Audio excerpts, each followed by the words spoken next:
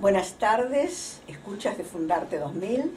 Estamos aquí para celebrar el Día del Folclore, 22 de agosto de este año de 2016, y contamos con la presencia de Vanina Buchalter, una técnica en ese arte tan hermoso, tan antiguo y tan difícil de la tejeduría, que nos va a contar algunas cosas muy interesantes sobre este aspecto y que agradecemos porque es la primera vez que en nuestras celebraciones de este día vamos a aportar esta novedad de esta artesanía tan especial.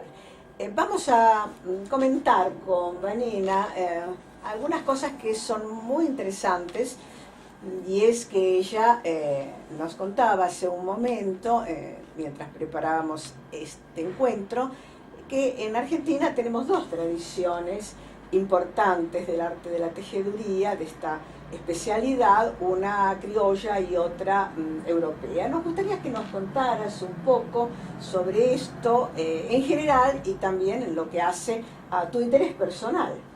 Bueno, muchas gracias por la presentación. Sí, la idea es contarles un poco cómo es el movimiento del arte textil en Argentina, de dónde viene, los orígenes, contarles que está formado por dos vertientes, fundamentalmente, una que es la tradicional, que nos viene de las culturas precolombinas, los pueblos originarios, y otra que es la de la inmigración, que traen toda la gente que emigra de Europa hacia América en los años 30 y los 40, que aportan otras técnicas a esas técnicas tradicionales.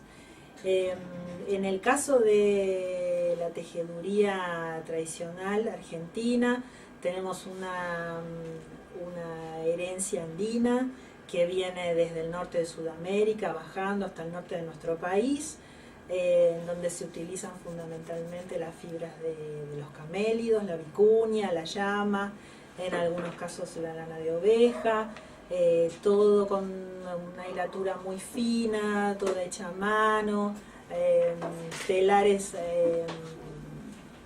los tradicionales telares del norte, hechos con estacas, clavadas en la tierra, con tejidos muy grandes, como mantas, como ponchos.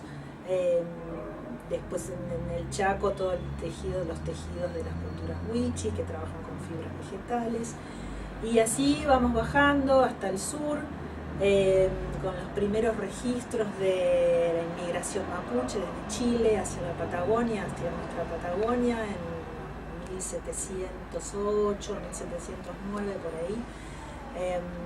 Allí aparecen los primeros registros de esta tradición textil mapuche. Ellos vienen y traen consigo sus telares, toda su artesanía tan conocida, la platería mapuche, tan interesante también, que complementa toda esa cultura junto con los textiles, traen sus telares. Y respecto de las técnicas, sabemos que tenían técnicas muy complejas de tejido, con toda una simbología relacionada con la tierra, con los dioses, con los animales. Mirando estas imágenes que ahora vamos a pasar también, se ve eso, pero creo que también se ve una diferencia de colores y de texturas, ¿no? Sí, exactamente. Bueno, eso tiene que ver con la técnica, justamente.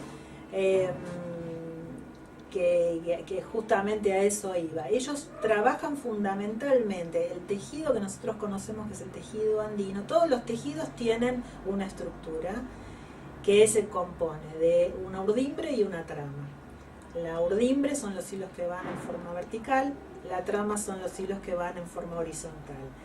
El cruce del entrecruzamiento, el ligamento entre esas dos capas, entre la urdimbre y la trama, forman los tejidos. Hay tejidos más abiertos, hay tejidos más cerrados, hay tejidos que se realizan con fibras muy finitas, hay tejidos que se pueden hacer más texturados.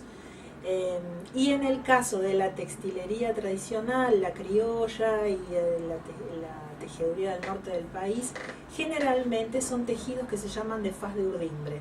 Lo que se ve digamos, en la faz del tejido es la urdimbre. Se realizan entrecruzamientos de la urdimbre, de esos hilos verticales, y la trama va pasando y queda escondida. De acuerdo a cómo se hace el cruzamiento de esos hilos, se van armando todos los diseños del tejido. Yo tengo, después les voy a mostrar, un telar con la técnica del tejido mapuche, específicamente la técnica tubular, que es la técnica de las fajas pampa, que son muy tradicionales. Y van a ver ustedes la complejidad del tejido, donde son dos capas que se van tejiendo al mismo tiempo. Eso yo creo muy interesante. Que, exactamente, y eso es lo que yo creo que cuando uno ve el producto acabado, le gusta, le fascina, pero tal vez el que no sabe, no se da una idea de la dificultad y del tiempo que indudablemente lleva eso. Pero yo supongo que también pasa lo mismo con la técnica textil europea a la que te referiste, bueno, aunque a primera vista se la ve diferente también, ¿no? Sí, bueno, esa es la otra vertiente, claro, que enriquece todo el movimiento textil de nuestro país, que es el que viene con toda la inmigración europea en los años 30 y en los 40, donde traen todas las técnicas que se utilizan en Europa, que son lo contrario. Es lo que se ve en esos tejidos es la trama, las técnicas del gobelino. Después, con el tiempo, ya a mediados de los años 50 y en los 60 también empieza todo un movimiento donde el tapiz empieza a salir un poquito y empieza a tener volumen y textura. Ya no son los gobelinos planos de las paredes que se utilizaban para adornar las paredes y también para calefaccionar un poco y evitar el pasaje del frío. Y es una técnica que viene a complementar un poco en lo que es el movimiento del arte textil en Argentina, todas esas técnicas tradicionales. Claro, yo estaba pensando que estas técnicas, que son en ambos casos tradicionales y en ambos casos surgen de necesidades prácticas, porque como dijiste, el gobelino uno lo piensa como un arte decorativo, pero en realidad tenía una funcionalidad muy precisa, totalmente, que era evitar el frío. Entonces yo pienso que hay como objetos que son el producto final de esas técnicas y que tienen que ver con las necesidades diarias y que probablemente son diferentes en ambas tradiciones. ¿Qué te parece? ¿Cómo es eso? Bueno, ahí por ejemplo, hablando de la textilería tradicional, hay una relación entre la funcionalidad y lo que es el objeto en sí como un objeto bello, un objeto de arte, de artesanía, una expresión de una cultura originaria o no. Por ejemplo, el caso de los ponchos de lana, la lana tiene una propiedad que la lana cuando se hila tiene lanolina. La lanolina es como una grasita que tiene el vellón y que queda en la lana, y justamente los ponchos que se realizaban con la lana hilada a mano, que la lana eso es, entre paréntesis, la lana se hila sucia y después tiene un proceso de lavado. Pero todas las vestimentas, como los ponchos, por ejemplo, tejidas con esa fibra, son resistentes a la lluvia, por ejemplo. Además de que no dejan pasar... Son impermeables por la lanolina. Exactamente, son impermeables, no dejan pasar el frío. O sea, tienen una funcionalidad, tienen un uso, tienen un porqué. Y además, respecto de los diseños y los símbolos que se pueden encontrar, también tienen que ver con toda una cultura originaria de los distintos pueblos.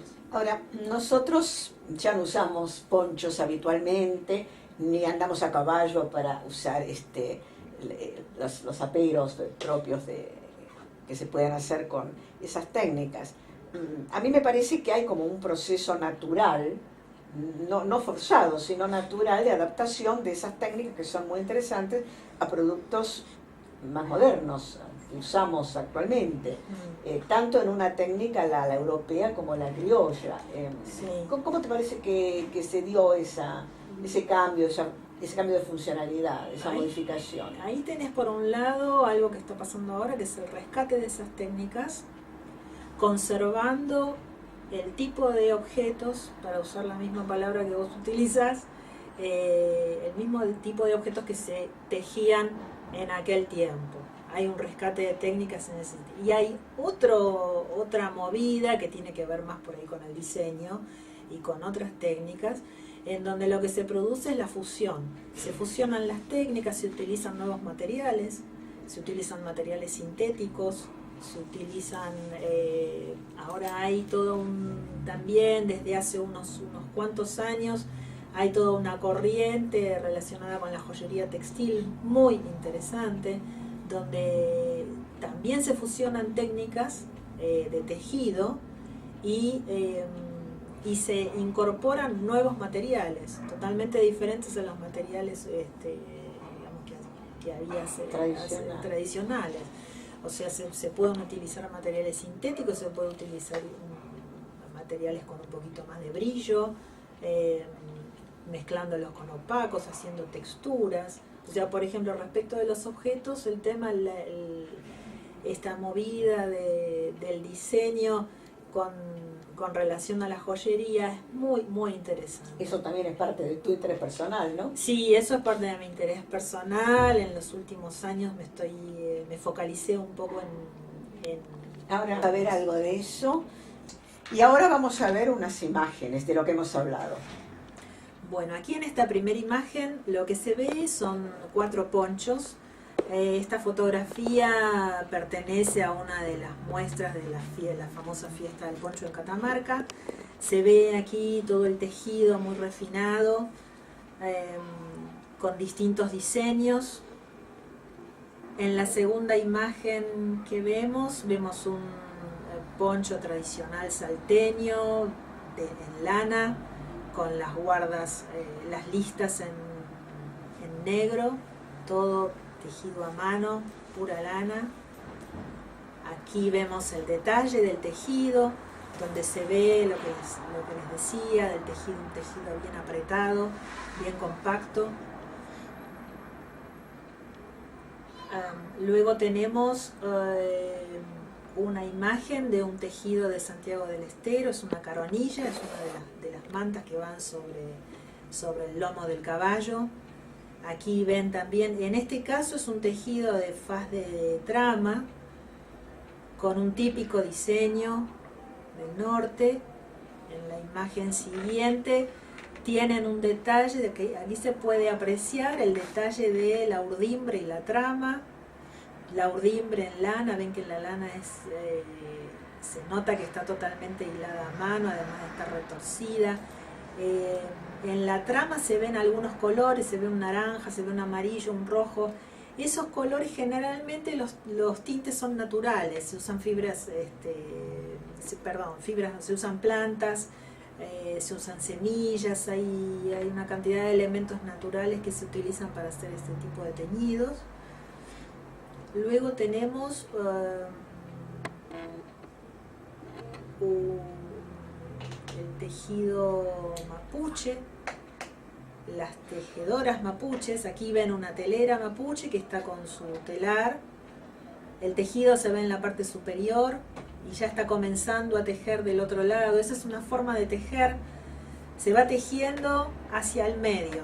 Cuando se empieza por abajo, se va hacia el centro y después se gira el telar y se empieza a tejer del otro lado hasta que se unen los dos tejidos, el superior y el inferior. Queda una línea muy finita que hay que empezar a tejerla con una aguja finita. Ahí se pasa la última trama y se termina el tejido. El tejido que se ve aquí es muy tradicional y esta es una foto antigua, es una foto que tiene muchos años. Aquí comenzamos con una serie de fajas. Las fajas se realizan también con la técnica mapuche. En este caso son fajas hechas con la técnica de tejido tubular, las fajas pampa. Ahí ven todos los diseños. Cada diseño tiene su símbolo y cada símbolo tiene su significado. Y son fajas, aquí hemos visto 3 fajas. Este tipo de fajas se tejen en este tipo de telar. Ahora vamos a ver el telar. Que ahora van a ver. El telar que van a ver en realidad es un telar de estudio, es un bastidor de estudio, pero como para que vean la complejidad de la técnica, que es muy interesante. Vamos entonces a ver el telar. Dibujos. Cuando uno va tejiendo y llega a una determinada altura, el bastidor se achica un poquito, entonces el tejido se queda un poquito más holgado, se puede mover, se manda hacia atrás, o sea, el tejido como que hace esto, se manda para atrás, acá ven la parte de atrás, que hay un par de símbolos que fueron tejidos y que... O sea que eso es lo que ya está terminado. Esto es lo que ya está tejido, claro, a medida que se va tejiendo se va pasando para atrás. Va girando. Exacto, va girando y por acá adelante se continúa el tejido. Estos son los lisos, que también marcan, se tiran hacia adelante y van marcando las caladas, ayudan a marcar las caladas, y este es un palo de cruce. Ven que es una técnica bien compleja, realmente es bien compleja, y hay técnicas más complejas que estas, con más capas de urdimbre que se entrecruzan entre sí. Una pregunta así como de ignorancia, pero que creo que a todos nos interesará. ¿Qué tiempo horario lleva, en qué cantidad de horas hacer, digamos, 1 centímetro, 2 centímetros en este trabajo que nos mostraste? Bueno, eso depende de la habilidad, indudablemente. De muchas cosas. Pero en general. Depende del tejedor, depende si el hilo es muy finito o más gruesito, depende si está hecho con lana. Mostrando. Bueno, en este caso, y yo le podría decir que tal vez en 1 hora, 1 hora y media, se podrían hacer 5 centímetros. Una cosa así. Es lento. Es mi experiencia, puede haber tejedores más veloces. De cualquier manera lleva su tiempo. Puede haber tejedores más veloces, pero hacer una faja, que generalmente las fajas tienen 2,30 metros, son las fajas que se dan varias vueltas en la cintura. Son varios días de trabajo. Sí, son muchos días, puede ser 20 días o es mucho tiempo. Magnífico lo del telar. Ahora vamos a ver otra cosa, porque vos te dedicás a hacer artesanías y arte textil también, a efectos de otro tipo de objetos y de resultados bastante diferentes, pero con esta técnica europea y también ciertos mix probablemente. Nos gustaría que nos expliques un poco de eso, qué es lo que estás haciendo y que nos muestres alguna cosa de tus últimas generaciones. Bueno, algunas piezas que pueden ver acá, que pertenecen a las colecciones de joyería textil. Allí hay 2 dijes,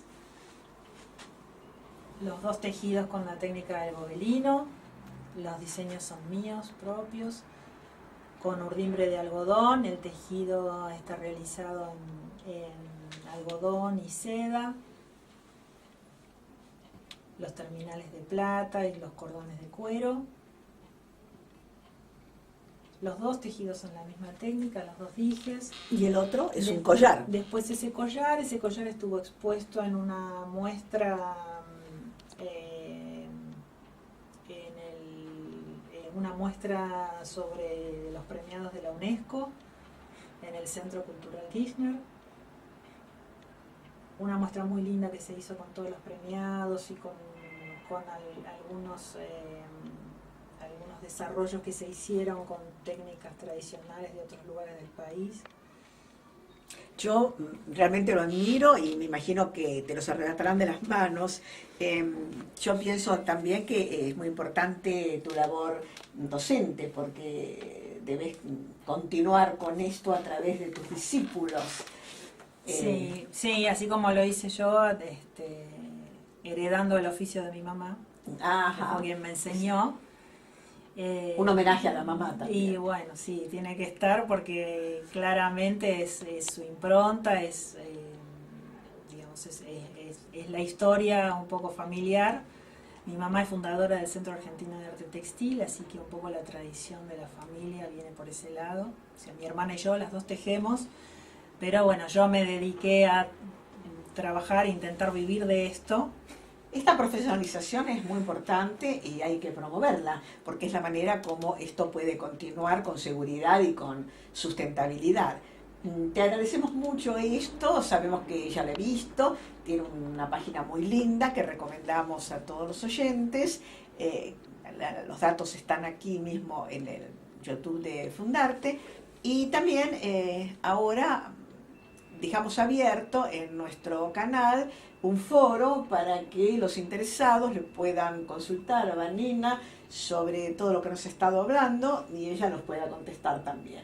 Muchas gracias, Vanina, por esta hermosa tarde que hemos tenido, y muchas gracias a los que nos están escuchando y nos seguirán escuchando porque este video va a continuar en el canal. Muchas gracias.